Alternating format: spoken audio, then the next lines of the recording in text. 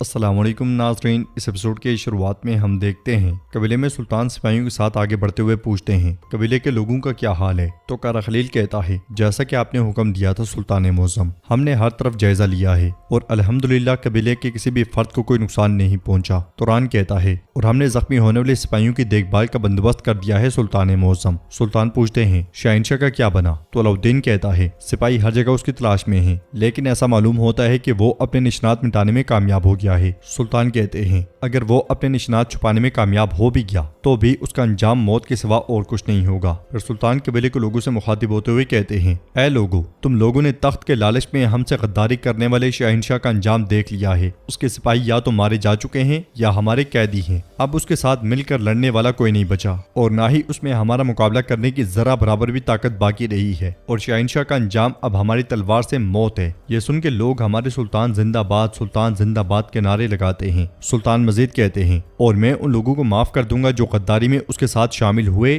لیکن بعد میں انہیں اپنے کیے پر پچھتاوا ہوا، اور میں انہیں ہماری کانکنی کے علاقے میں جلاوطن کر دوں گا، اور جو اپنی سزا پوری کر لے گا اور اپنی نیک نیتی ثابت کر دے گا اسے ہماری فوج کے دستوں میں شامل کر لیا جائے گا۔ دوسری طرف حلیمہ خواتین کے ساتھ کام کاج میں مصروف ہوتی ہے کہ ایک طرف کھڑا درسن اسے دیکھ رہا ہوتا ہے۔ یہ دیکھ کے حلیمہ تیزی سے اس کے پاس آتی ہے اور کہتی ہے بس کر دو درسن، تم مجھے مسلسل کیوں دیکھے جا رہی ہو؟ تو درسن کہتا ہے میں اپنے مستقبل کو دیکھ رہا ہوں، میں ہماری شادی کا تصور کر رہا ہوں اور اس دن کا جب ہم تلوار اور نیزے کے ساتھ رقص کریں گے اور میں تمہارے چہرے سے گھونگھٹ اٹھاؤں گا۔ اس کے ساتھ وہ آگے بڑھتے ہوئے سلطان کے پاس آتے ہیں، اس لیے میں ایک سپاہی کو بھی ساتھی اٹھا کر وہاں لاتے ہیں، جسے دیکھتے ہوئے سلطان پوچھتے ہیں یہ کون سا بہادر ہے جسے تم لوگ اٹھا کر لائے ہو؟ یہ دیکھتے ہوئے درسن دوغان دوغان پکارتے ہوئے اس کے پاس جاتا ہے اور پوچھتا ہے دوغان میرے بھائی تمہارے ساتھ یہ کس نے کیا؟ پھر درسن کھڑے ہو کر سپاہیوں سے پوچھتا ہے یہ کس نے کیا؟ تو ایک سپاہی کہتا ہے شہنشاہ کے سپاہیوں نے۔ سلطان درسن کو غمگین دیکھتے ہوئے کہتے ہیں ظاہر ہے کہ وہ تمہارے سگے بھائی سے بھی زیادہ قریب تھا، اللہ تمہیں صبر دے۔ درسن کہتا ہے جس جنگ نے مجھ سے میرا بھائی چھین لیا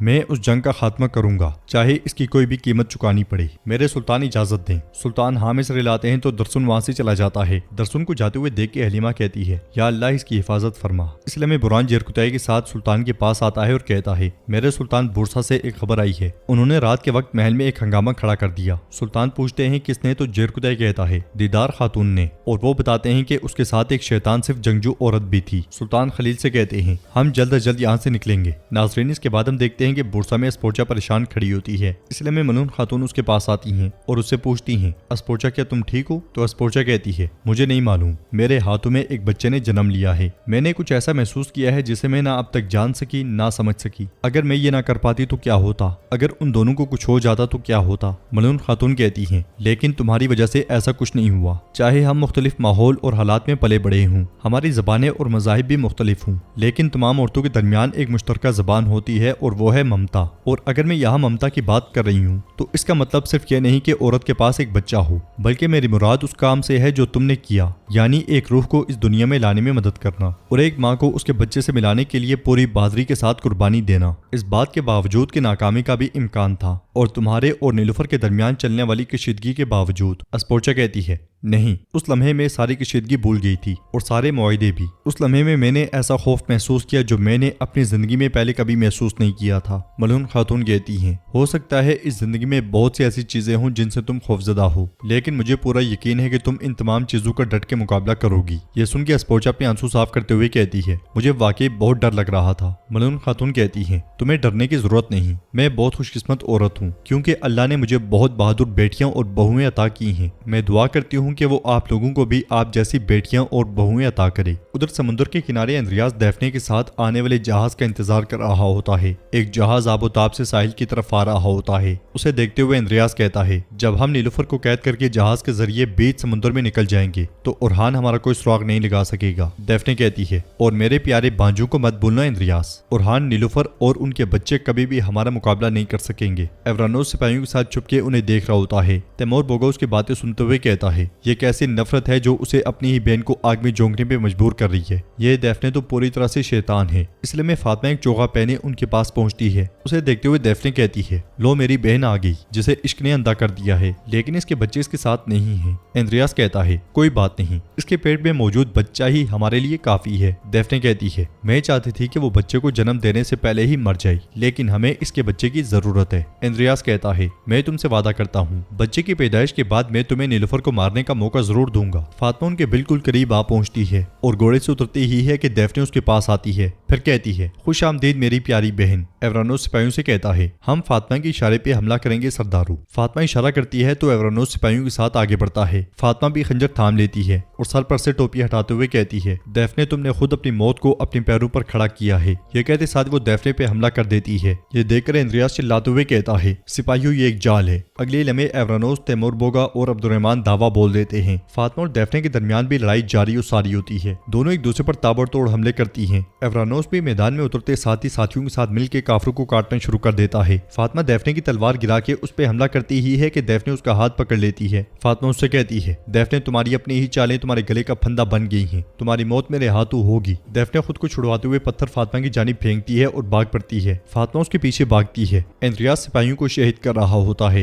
एवरानोस तेजी से काफरों को काटते हुए उसके करीब से करीब तर होता जाता है। वो फातिमा को भागता हुआ देख के उसे पुकारता है तो एंड्रियास कहता है, परेशान मत हो, डेफने उसे अपने जाल में फंसाकर मार देगी। ये कहते साथ वो भी डेफने के पीछे भागता है। एवरानोस भी जाने ही लगता है कि बाज़ंतीनी सिपाही उसके रास्ते में हायल हो जाते हैं। वो उन्हें काटते हुए तेजी से आगे बढ़ता है। अब्दुर्रहमान अपने कुल्हाड़े से काफरों को चीर रहा होता है। तैमूर बोगा भी उनका सफाया करता ही चला जाता है। उधर डेफने आगे आगे जबकि फातिमा उसके पीछे पीछे होती है। आगे बढ़ते बढ़ते वो समुद्र के किनारे एक ऊंची चट्टान पर जा पहुंचती हैं। डेफने कहती है, आगे मत आना फातिमा। फातिमा कहती है, अब तुम्हारे पास भागने के लिए कोई जगह नहीं बची, तुम्हारा खेल खत्म हो चुका है। डेफने डरते हुए कहती है, आगे मत आना, मैं तुम्हें मार दूंगी। फातिमा कहती है, तुम्हें तुम्हारी की सजा मिलकर रहेगी, तुम मारी जाओगी। ये कहते साथ ही फातिमा उस पर हमलावर होती है। वो दोनों एक दूसरे के हाथ पकड़ लेती हैं और जोर आजमाई शुरू हो जाती है। डेफने चट्टान के बिल्कुल किनारे पे होती है और बिला आखिर फातिमा उसे धक्का दे के वहां से नीचे फेंक देती है। एंड्रियास वहां पहुंचते हुए डेफने डेफने पुकारता रह जाता है और फातिमा से कहता है, तुमने डेफने के साथ क्या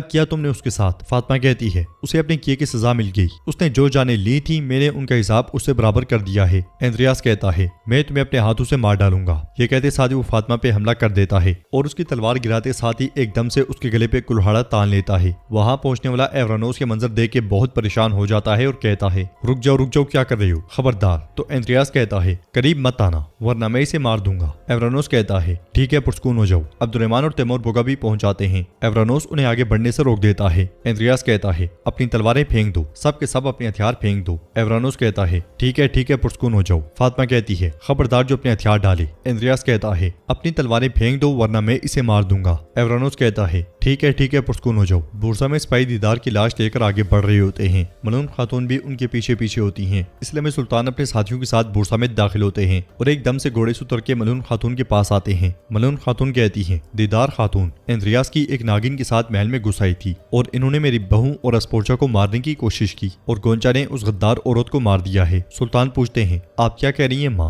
वो अंदर कैसे आई, क्या नीलुफर ठीक है, वो कहाँ है। मलून खातून कहती है, वो बिल्कुल ठीक है और अपने कमरे में है। सुल्तान बुरान से कहते हैं, बुरान बे जल्दी से पता लगाओ कि पैरे पे ये कोताही किसकी वजह से हुई। फिर सुल्तान गुस्से में आगे बढ़ने लगते हैं तो मलून खातून उन्हें रोकते हुए कहती हैं, अपनी माँ को खुशखबरी सुनाने दो, मुबारक हो बेटा, अल्लाह ने हमें एक और शहजादे से नवाजा है। ये सुन के सुल्तान बहुत खुश होते हैं और हलीमा भी। मलून खातून कहती हैं, अस्पोर्चा खातून के हाथों उसकी पैदाइश हुई है और ये पैदाइश बहुत मुश्किल थी, लेकिन अब नीलुफर और हमारा शहजादा दोनों बिल्कुल ठीक हैं। यह सुन के सुल्तान मुस्कुराते हुए तेजी से आगे बढ़ते हैं। कमरे में अस्पोर्चा नीलुफर और शहजादे के पास खड़ी होती है और कहती है, शहजादा बहुत खूबसूरत है, मुझे खुशी है कि तुम दोनों बिल्कुल ठीक हो, अब मैं चलती हूँ, तुम्हें एक बार फिर मुबारक हो। वो जाने ही लगती है कि नीलुफर उसे रोकते हुए कहती है, मैं और मेरा बच्चा अपनी इस खुशी के लिए तुम्हारे एहसानमंद हैं। अस्पोर्चा कहती है, अगर हम एक दूसरे को अपने एहसानात याद दिलाने लगे तो मैं अपनी जान के लिए तुम्हारी एहसानमंद हूँ नीलुफर, लेकिन अब हमें इन बातों को भूल जाना चाहिए। नीलुफर कहती है, बेटे की जान एक बिल्कुल मुख्तलिफ चीज होती है अस्पोर्चा, इसका किसी भी चीज से कोई मुआवजा नहीं होता। इसलिए में सुल्तान वहां पहुंचते हैं और अस्पोर्चा से कहते हैं, अल्लाह तुम्हें सलामत रखे। ये कहते साथ ही सुल्तान एकदम नीलुफर के पास बैठते हैं। उन्हें देख के नीलुफर बहुत खुश होती है। सुल्तान उसका हाल अहवाल पूछते हैं तो वो कहती है, हम बिल्कुल ठीक हैं, मुझे डर था कि कहीं से कुछ ना हो जाए। उन्हें देखते देखते अस्पोर्चा वहां से चली जाती है। सुल्तान बच्चे से प्यार करते हुए कहते हैं, मेरे अल्लाह ने तुम दोनों को मुझे एक तोहफे के तौर पे अता किया है। ये कहते साथ ही सुल्तान बच्चा उठा लेते हैं और कहते हैं, खुश आमदीद मेरे बेटे, तुमने मुझे एक और जिंदगी दी है। मलून खातून भी वहां पे आ जाती हैं और दुआएं देते हुए कहती हैं, अल्लाह इसकी उम्र दराज करे। समुद्र के किनारे चट्टान पे एवरानोस कहता है, ٹھیک ہے اندریاس ٹھیک ہے، تم اسے چھوڑ دو اور مجھے پکڑ لو، میں تمہارے سامنے ہتھیار ڈالتا ہوں، ہمارے درمیان برسوں سے دشمنی چلی آ رہی ہے، میں اپنا ہتھیار پھینک رہا ہوں، یہ جیت تمہاری ہوئی۔ اندریاس کہتا ہے ہرگز نہیں، میں تمہیں ایسا موقع نہیں دوں گا، تم زندہ رہو گے اور ہر روز اس لمحے کو یاد کرو گے جب تمہاری محبوبہ ماری گئی تھی۔ ایورانوس چلاتے ہوئے کہتا ہے نہیں نہیں۔ اندریاس کہتا ہے تم تڑپو گے، اپنی تلوار پھینک دو۔ ایورانوس کہتا ہے دیکھو میں اپنے ہتھیار پھینک رہا ہوں، میری کوئی شرط نہیں ہے۔ یہ کہتے ساتھ ہی وہ خنجر اور تلوار گرا دیتا ہے۔ تیمور بوگا اور عبد الرحمن بھی ایسا ہی کرتے ہیں۔ ایورانوس ہتھیار تو پھینک دیتا ہے مگر بازو میں چھپایا ہوا چاقو آہستہ آہستہ نکالنا شروع کر دیتا ہے۔ ساتھ میں اندریاس سے کہتا ہے پرسکون ہو جاؤ، پرسکون ہو جاؤ۔ اندریاس کہتا ہے میری محبوبہ کو تم لوگوں نے مار ڈالا اور میں اب اسے مار ڈالوں گا، سمجھے تم؟ فاطمہ کہتی ہے دیفنے کے برے اعمال نے اسے اس کے انجام تک پہنچا دیا۔ اندریاس غصے سے کہتا ہے بکواس بند کرو، اب میں تمہیں یہاں سے نیچے پھینک دوں گا۔ ایورانوس کہتا ہے نہیں نہیں۔ فاطمہ کہتی ہے پھینک دو مجھے، میں تم سے نہیں ڈرتی۔ ایورانوس چاقو نکالتے ساتھ ہی اب کہتا ہے فاطمہ اندریاس کو پیچھے دھکیلتی ہے اور ایورانوس وہ چاقو اندریاس کو دے مارتا ہے، مگر لڑکھڑانے کے باوجود اندریاس فاطمہ کو لات مار دیتا ہے۔ اس سے پہلے کہ فاطمہ گرتی ایورانوس بھاگتے ہوئے اس کا ہاتھ پکڑ لیتا ہے۔ اندریاس بھاگتا ہے تو عبد الرحمن اور تیمور بوگا اس کے پیچھے جاتے ہیں۔ کافی دیر کی کوشش کے بعد بہت مشکلوں سے ایورانوس فاطمہ کو اوپر کھینچنے میں کامیاب ہو جاتا ہے اور سکھ کا سانس لیتا ہے۔ فاطمہ کہتی ہے میں گرنے والی تھی اگر تم مجھے نہ پکڑتے۔ ایورانوس کہتا ہے اگر تم میرا ہاتھ چھوڑ دیتی خدا کی قسم میں بھی تمہارے پیچھے کود جاتا۔ وہ گہری گہری سانسیں لینے کے بعد اٹھ بیٹھتے ہیں۔ عبد الرحمن اور تیمور بوگا بھی واپس پہنچ جاتے ہیں اور حال احوال پوچھنے کے بعد تیمور بوگا کہتا ہے وہ کمینہ بھاگ گیا۔ فاطمہ کہتی ہے میں نے دیفنے کو مار ڈالا ہے، سب ختم ہو گیا۔ عبد الرحمن کہتا ہے دنیا ایک غلاظت سے پاک ہو گئی الحمدللہ۔ تیمور بوگا کہتا ہے آپ بھی میرے بھائی، آپ بھی۔ ایورانوس کہتا ہے چلو تیاری کرو، اب وقت آ گیا ہے کہ اس جہاز کے مستول پر عثمانی پرچم لہرایا جائے۔ یہ کہتے ساتھ ہی وہ آگے بڑھتے ہیں اور ناظرین ایپیسوڈ بھی اختتام پذیر ہوتی ہے۔ ویڈیو پسند آئے تو لائک کر دیں، شیئر کر دیں، سبسکرائب نہیں کیا ہوا تو سبسکرائب بھی کر لیں۔ ملتے ہیں نیکسٹ ویڈیو میں، تب تک کے لیے اللہ حافظ۔